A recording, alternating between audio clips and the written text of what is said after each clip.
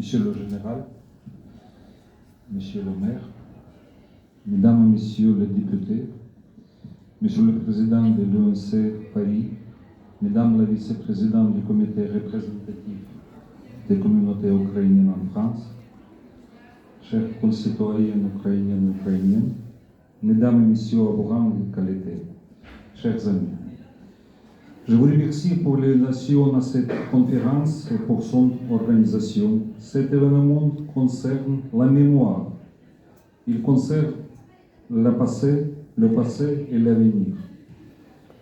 Ce jour-ci, nous commémorons l'Holodomor, la tragédie qui a eu lieu en Ukraine dans les années 30 du siècle dernier.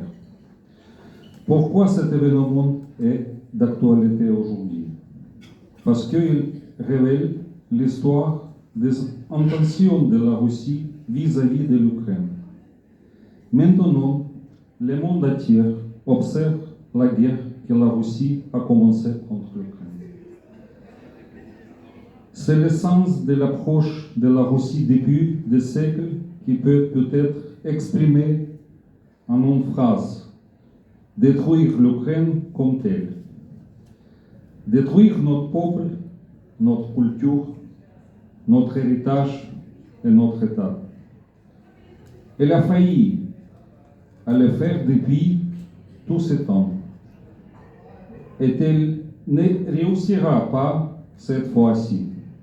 Car même s'il y a eu quelques illusions jusqu'à présent, si la propagande russe, y compris ici en France, prétendait que cette tragédie, comme d'autres drames, n'existait pas, maintenant le monde entier se rend compte que l'histoire continue et que les intentions de la Russie ne changent pas. Le monde condamne ces événements.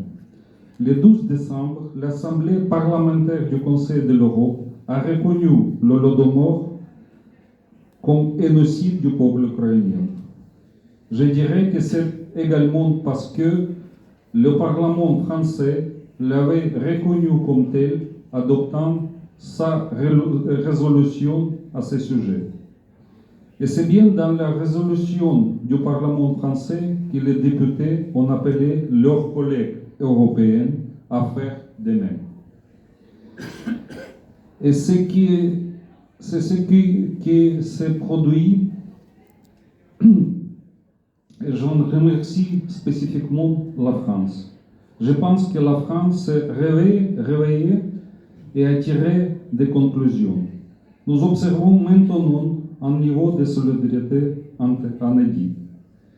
Maintenant, nous voyons les Russes exploiter les famines pour faire du chantage comme une arme.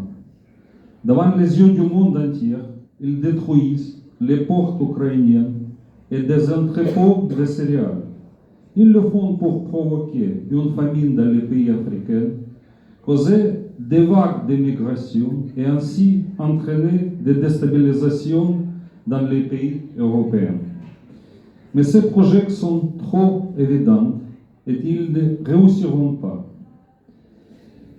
Je vous remercie encore et je remercie la France. Je vous souhaite une conférence bien intéressante et des débats bien fructueux. Merci pour votre attention. Slava Ukraine et vive la France. Слава Україні!